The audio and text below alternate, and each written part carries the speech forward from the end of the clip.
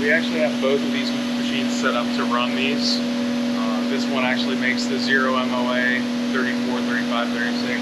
And the newer one over there, we had to change the fixturing a little bit, but it makes the angled version for 20 MOA. So we start off with this, and through our various operations, we get a complete unit that we can break the tabs off of, break the ring caps off of, so everything's made as one. Boring bar pass through, it's really, in my opinion, the best way to get a true bore. So it's when you're making it, you bore it out, and you machine a gap or whatever just to be able to snap that off. So it is still truly matched to correct what it was originally made. And then we keep these match sets so they go into a little bit together, and then we'll go over next and we'll show you how we put the serial numbers on them, so that they can stay together, you know, throughout the whole process of anodizing. When they leave the shop to get their coating put on and come back to us, we're able to make sure that these ring caps go with this base. In here, I'm okay with showing this. These are our scope mounts being made. They're 20 MOA, 36 millimeter right now. Spindle's working on, the beauty of the tombstones is you can work on all three sides of the part. So it's not just square to the part, the tombstone can rotate and you can pick up the sides. And on this particular tombstone, we do that on every single part. Okay. So we're hitting all the angles. This is what is mounted to that tombstone. They're all pull studded on. So we mount the scope mount on once, and then we can change it to the different orientations on the tombstone without ever removing it. So it's just a twist of a Allen wrench, and we can pop these off and index them to whichever angle we want. And that's been, now we can change that tombstone out in 10 minutes as opposed to the first way we started took 45 minutes. Yeah. Okay, so here we've got our scope mount set up ready to be serial numbered. And just a little tip on what we've done to our laser setup to make it universal from one scope mount to another is we made our own little fixture plates with our own quick locating feature. So all these plates can be popped out and popped back in, and they're already set up and located for the part. And whenever you're ready, we can go ahead and mark this one. It's all ready to go.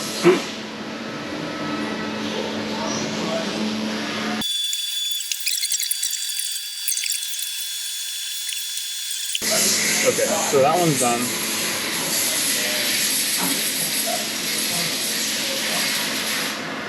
That one's our mark. I know by looking at this serial number that that's a 34 1.125, and it's part number 37. Okay. So they all share the same serial number, and now that they're kind of matched together forever, we're going to go over to the CMM and we're going to inspect one. Here's our CMM for inspecting all of the scope mounts. We wanted to basically have data on every single one of them. So once they're made from the machine, we laser them, and then they come over here and they've already got serial numbers on them. So we can set this machine up to measure the mount and both ring caps and give us a report, and it automatically saves it by serial number into a folder. So if there's ever a mount in question down the road, we can pull that file up and see what happened with it. That's incredible. As soon as they come off the machine, they get lasered and they come get measured, and then they're passed through. And that's just another way for me to still keep my eye on everything. I'm not actually the one measuring them, but every night after we do measuring, I'll come up and I'll click through all the reports and make sure that everything's okay with them. Okay. Now it's going to ask us for the serial number, which is L4037. So we'll type L4037. And at this point, it's ready to go. It knows the serial number so that it can save it to the correct file. And we hit OK, and it starts to measure. It takes maybe about 4 minutes to measure each one. It has to rough locate it first, and then kind of more accurately locate it, and then it will start measuring.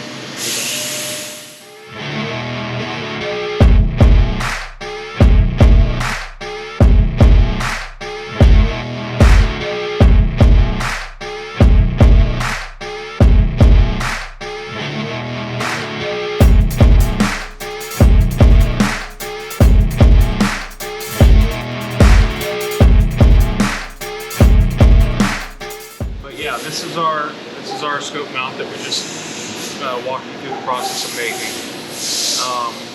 Fully bored from one end to the other. Ring caps are matched to the base and they stay with the base, so you've got a really uniform setup for mounting your high dollar optic. We went with three screws per side. It's kind of the tactical overbuilt, like you don't want anything to move. This is the kind of mount you want. Underneath the cross bolts that mount to the Picatinny rail, we've got steel helicoil thread inserts. And what that does is basically instead of having aluminum threads, now you've got steel threads.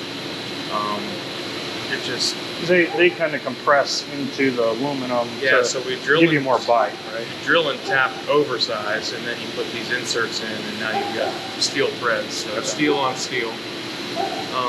We've got accessory interfaces kind of all over the place, down this side and on top of the ring caps, which gives you the ability to put pick rails, bubble levels. There's different accessories such as the send it level. We've got a send it level mount that runs on the side, and on this side you can see our anti-cant bubble level to make sure that you're perfectly level whenever you take the shot. So the pick rails are great for laser rangefinders, or in the case of just a couple weeks ago, the Garmin chronograph releasing, we made a mount that slides right over the pick rail, and it's very convenient. So that's your own pick rail, right? That's already pre-designed to go with your mount. Right? Correct. The mounting interface, they lock together very tightly. It's just a beefy, precision, quality mount. We get a lot of feedback when guys open the box. You've got your instructions, how to install it, your torque values, and just the quality of the finish. We're looking at everyone kind of with a magnifying glass, and the inspection reports, making sure that this is the best possible mount that we can ship you. So we're kind of going on quality here over quantity. So there's a lot of time and effort put into these mounts to make them what they are. So guys are seeing like, hey, the one mount I want is not available. Well, we're focused on making sure the ones that we do have are the best. Right. Yeah, we promise if you get one of these, there's not going to be an issue with quality, and you're going to like them. Have you beat it into any barricades or anything yet? Yeah, actually, one of the very first ones that I shipped, the guy came back with feedback and said somebody knocked my rifle over on the cement, right on the scope, and he's like, I went to the zero line and said it was still zero. Wow. I'm like, well, that's pretty good feedback. That's perfect testament. What about for like hunting applications, or is this, you think, more geared towards? This can definitely be used for hunting. There are smaller setups for sure. Ken Sinowski, he's one of the top shooters in the country. He just went on an elk hunt a couple of weeks ago, and he sent me pictures of his 6.5 PRC with our scope mount on it. Okay. So yeah, definitely guys hunting. We may in the future come out with a little bit sleeker, smaller, two-piece Lighter ring weight design. But yeah, this is a great all-around rugged mount.